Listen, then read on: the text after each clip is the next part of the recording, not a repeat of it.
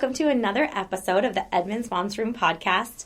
We are so fortunate today to have Laura Jawad, who specializes in prenatal and postpartum fitness. So we are so grateful to have you here, and our businesses align so beautifully, so it's nice to meet you in person officially. Yeah, I really appreciate the opportunity to come out here and see your practice and meet you in person, and I've been following you on social media for so long. Yeah, and likewise, same here. Well, thank you for being here. I think you're going to bring lots of information to our moms listening to this. So will you tell us a little bit about your practice? Yeah, sure. So I work with pregnant and postpartum people. During pregnancy, I work with people to stay strong and active. Postpartum, I work with them to rehab and retrain. I also am starting to offer birth doula support. So that's kind of a newer offering in an already young business. But in both facets of my business, I offer what I call core and pelvic floor informed practice. So with everything I do, I keep in mind pelvic floor and core health, function, dysfunction, a lot of education. That's fantastic. Yeah. That's what every mom needs. That's what we preach here anyways. Yeah, I think so. And I think it's a very overlooked piece of childbirth education and pre and postpartum care. So. Yeah. I'm going to side note here. I don't usually do this, but I saw a woman today and she had a C-section and she was 12 weeks, super fit, but feels so wonky, so off. And no one knows what's wrong with her, and they've given her MRIs and done the things, but in all reality, her core is just not there and she has tons of scar tissue. Sure. So it's so surprising that healthcare providers, OBs, midwives, they don't really know what to say. Yeah. Other than listen to your body. That's what she was told. And her body's telling her she's not well, and works out, used to working out so much. So it's so awesome that there's people like you out there, because not everyone can access physical therapy as well, or prenatal, postpartum physical therapy. And then also there's a disconnect between continually building your core in this whole 18 months, 20 months after babies, where you still need help. You're still vulnerable. Your skeleton's not fully healed. Sure. But you might not have any dysfunction. So anyways, I really am passionate about what you do. So thank you for doing what you do. I'm glad that there's people like you who can appreciate it. So. We'll share a little bit more kind of about how you got into it, if you will. Yeah. So I think, in order to explain how I got into it, I have to explain a little bit about where I come from. Cool. So I haven't been in fitness industry or the birth industry, that's an industry, for my whole career.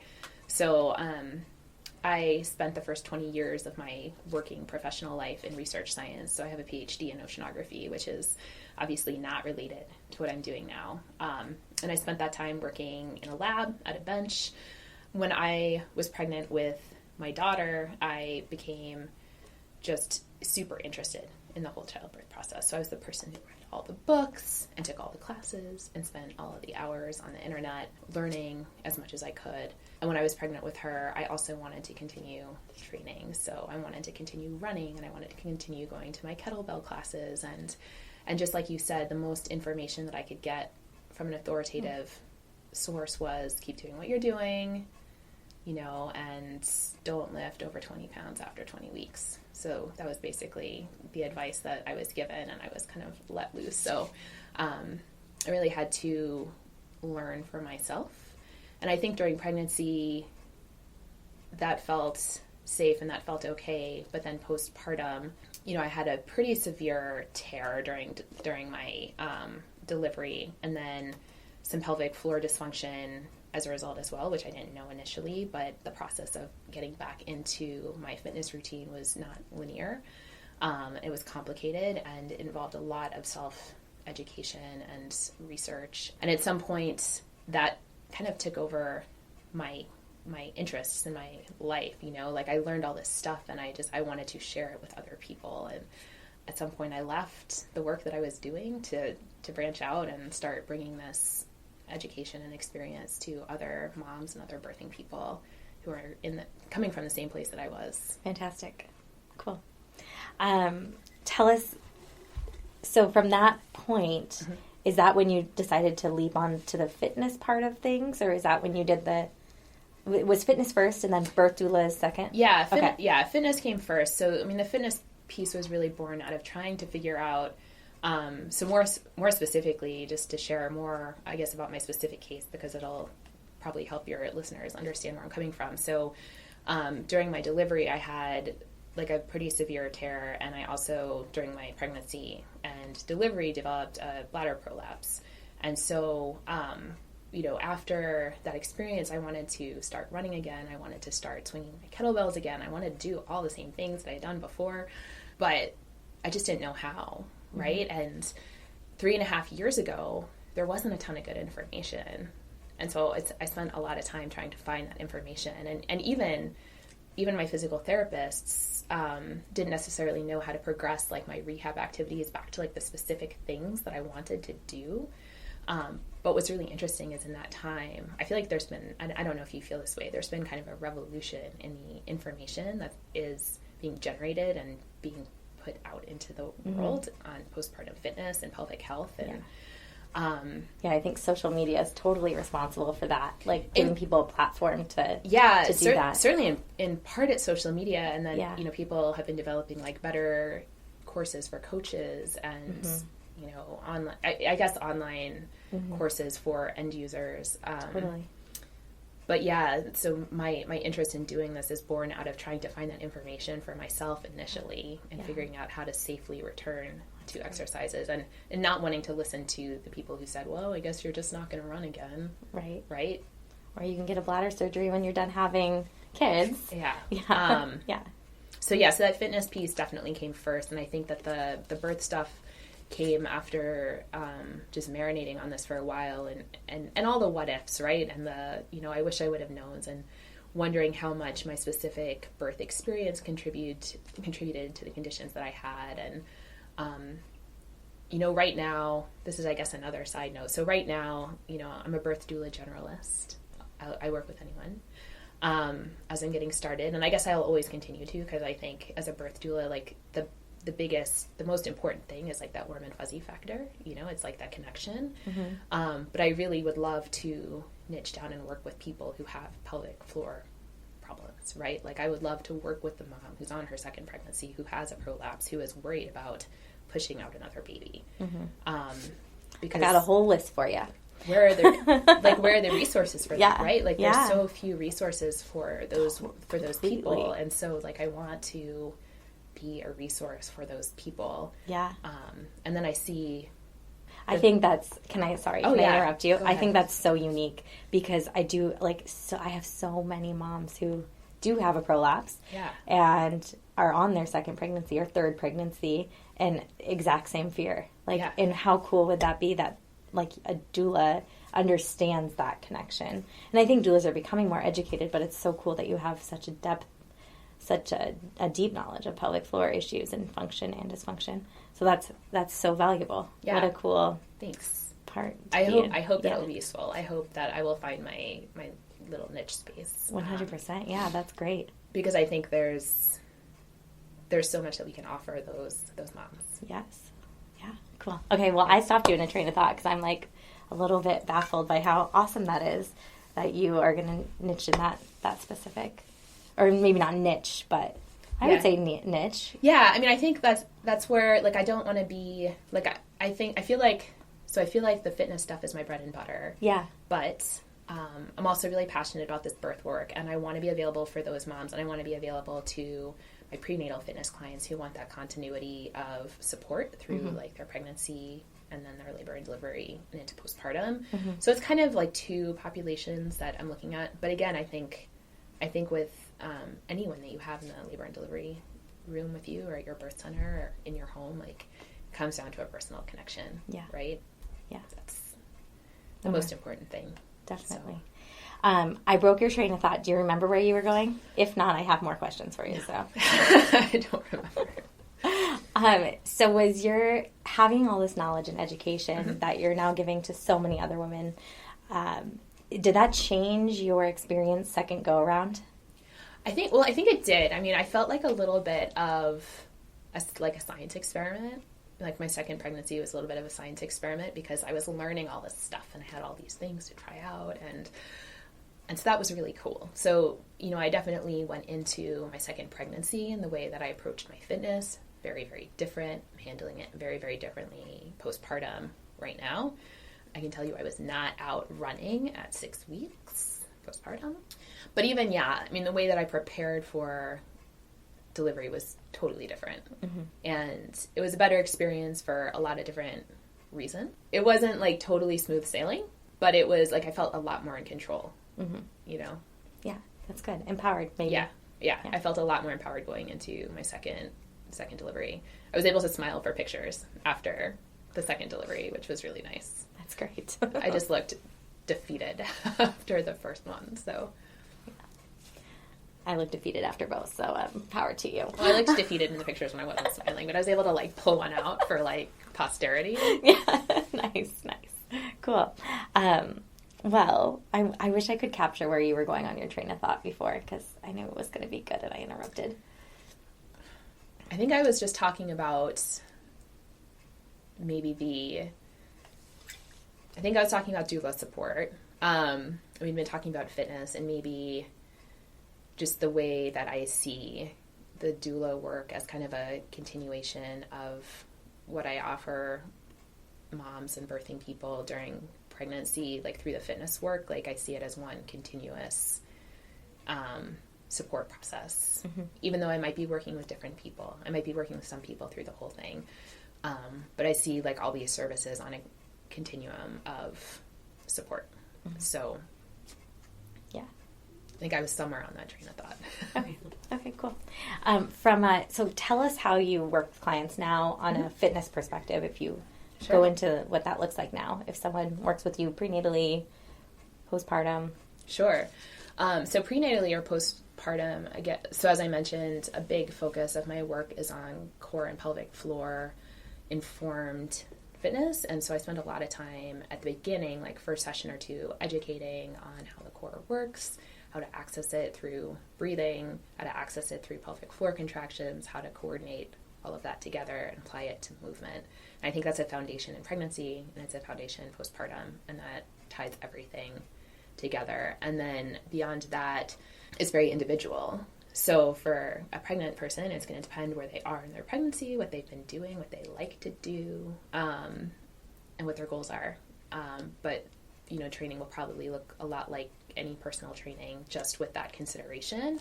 And considerations for where they are in the process. Postpartum, there's much more of, people start much more in a cohesive space, right? Postpartum people all kind of start in the same place of restorative exercises and then building back to more strength-based work. And it'll depend on the person, how quickly you get there and how far they want to go. Some people really don't want to move past kind of the body weight and the resistance bands. And, their goal is to be able to be strong for their activities of daily living. And then there's people that want to get back to their CrossFit. And so, those processes will look a little bit different. But it all starts with this foundation of learning how to access their core and then learning what to look out for.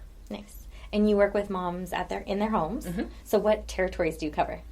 So I am based out of Redmond, and I try to stay within a 20-25 minute driving radius. So, that has been, Redmond, Kirkland, Bellevue. I actually did just work with someone out in Duval, which was definitely on the edge of where I'd like to go. I think you guys I haven't worked with anyone out in Edmonds yet, but I think you guys are with just on inside of that radius. So we have a lot of Seattle clients. Yeah, and I've worked up in Linwood as well. Okay. So do you go to Seattle at all? I haven't yet. Okay. Yeah. Okay. And then for birth doula, what do you have a little wider? Yeah. A little wider. Because I'm not going there every week. Totally. So, mostly east side, north of the lake, south of the lake. I mean, it's more like a 15-mile radius. Cool. Yeah. Fantastic. From a doula perspective, postpartum doula-ing? Are you a postpartum doula as well? I'm not a postpartum doula. Yeah. So I do birth doula, and then I do this fitness stuff. But I don't do the specific postpartum doula work, although I have several wonderful ones that I can refer out to. Wonderful. Yeah. Great. And then if someone wanted to work with you and was farther away, do you do any online coaching with them? I do. So it's something I've started doing a little bit of. So I can do it in two ways. So I can do like one-time online consultations, like if people have questions or they want to learn how to do the breathing and apply that to their movements, or if they have specific questions about how to progress their pregnancy or postpartum work. And then I can also do kind of hybrid programming where we can do, once a month or weekly video check-ins, and I can write programming for them that they can do on their own. Cool. Yeah. Okay, great. Well, thank you. Yeah. Anything else you want to share? I don't have any events coming up. That's on my radar for 2020, though. Like, I would love to start doing some seminars and some workshops and trying to get moms together. All the work I do right now is so one-on-one, and I would love to start doing some stuff where I can start getting moms together, but I haven't done it yet. Cool. So I hope that's on the horizon for 2020. Nice. Tell us a little bit more about the people you work with. Okay, so I work with people who have both what I call uncomplicated experiences, or uncomplicated pregnancies and uncomplicated postpartum experiences, and they want to just stay fit or get back into shape. But then I also work with people who have had some kind of complication. So, the mom that has like a diastasis that needs healing, a mom that has had a C-section, or the mom who has prolapse and just doesn't know where to go with it, right? And in all those cases, like I work in combination with someone like you, or I encourage it. As we were speaking earlier, you were saying not everyone has access to a PT. I also find not everyone wants to go. Totally. Which is a tough one. Absolutely. But I do work with people who have a range of pelvic floor and core conditions, and I feel very comfortable with that. One of the things that is a goal of mine is to make moms and birthing people feel like having had a baby is not a reason why they can't do like all the stuff they want to do, and that's whether or not they've come out of it with some kind of dysfunction, right? Because there's so much that we can do to support those moms and help them get back to their activities, and that's definitely a space that I work in and am very passionate about. Yeah, I would almost challenge that dysfunction. Like I honestly think every single person who has a baby come out of their body has some dysfunction in the way their core coordinates, or the way their pelvic floor is activating or not activating, whether you know it or not. So there's definitely, that brings up like a great point, which is there's definitely like a language thing surrounding all of this, right? And I'm like, I work on it, but I know that there's still room for improvement here too. Because dysfunction is such a loaded word, right? Like I try and use the word condition when I'm being more intentional, right? Because everyone comes out with something, everyone comes out with something. And like, who goes to the pelvic floor PT before they had a baby and like finds out where their bladder's hanging or like what their abdominal gap is? Like, nobody knows. I'm a PT, so I knew I had a prolapse before I had babies, because that's what I was checked for, only in a course, but would never have known. I would love, oh my God, I would give so much money to like know where my bladder was before I had children. Yeah. Right? I would love to know. Yeah, they'd probably give you some mental clarity and like ease. Yeah. At which the postpartum journey would maybe be easier. Easier for a lot of people. Yeah. Yeah, that's such a good point. Because it's funny when you're talking about accessibility, I was thinking to myself,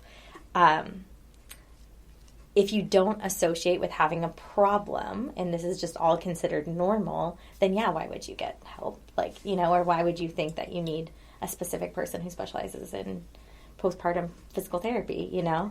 So it is interesting, the word dysfunction, in the pelvic floor. Because I think everyone has issue. Like, if you had a knee surgery or sprained your ankle, you don't just and it doesn't just go back to normal. Oh no, sure. Like you would go to like at least 6 weeks of rehab, and exactly. You would progressively return to your exercises. You wouldn't just like wait 6 weeks and then go for a run. Right. To a T. So anyways, I'm grateful for that. There's people like you that can really help more people. Thanks. Because I think it's easy to go to a personal trainer at a gym, or find someone that can help you get back on track. But it's so hard when that person doesn't have any clue of what just happened to your body, you know? And there's so many considerations that I think it's great that you take into account. Yeah. Just an interesting anecdote. you can edit this out, but I worked with a trainer before I was pregnant with my son, and this guy was a fabulous trainer, and he worked in the rehab to performance space. And so I went to him because I was having shoulder problems. He was just persistent shoulder problems, which were probably related to my pelvic floor, but another conversation. Right. But it was so interesting talking to him because he was someone who really specialized in rehabbing people, right? Like that was what he did. And I was talking to him a lot when I was thinking about moving into this work. Like I didn't have my business yet. I wasn't working with clients yet, but I was thinking a lot about it. And, he was relating a story of someone who came to him postpartum for, kind of return to sport. And, he trained her just like anyone else and had her doing planks and had her doing like all this core work. And she ended up getting an injury. And he felt so bad about it, but like just didn't have that very specific training, right? Because it is such a specific set of skills. Yeah, no doubt. Just the awareness. Yeah. I go to Orange Theory for my workouts, and it's not personalized. It's group fitness, and there's many issues with group fitness, of course. But when I see that someone's just had a baby, it's so hard to not be thinking about what they're doing, to their body without any core activation or stability, gosh. And I love the workout. I'm not bashing it, but it is, you have to be seriously strong or you have to seriously adapt what you're doing, to be safe about it. At least in regards to pelvic floor and low back and everything else, so it's good that there's people like you that have awareness that can really help guide people to recover well. So. It takes a lot sometimes to not get on my soapbox. Like I have to really consciously not do it for the same reason. When I see people, even like my friends who like don't want my advice, which is totally cool, but like I see them doing the stuff, and in my head I'm like, yes. So early postpartum, or, there's, steps that are being missed, but just keeping my mouth shut. I've been there too. I'm there every day in my really small mom's group, Yeah. But, yeah. Well, cool. Thank you so much. Yeah. This was wonderful. My pleasure.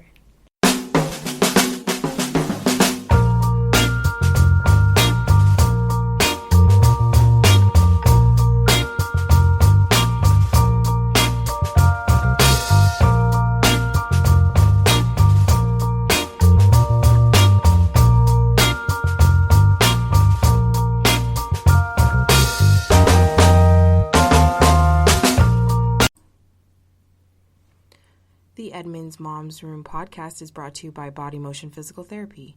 We help women through pregnancy and beyond so they can live active, confident, and healthy lives.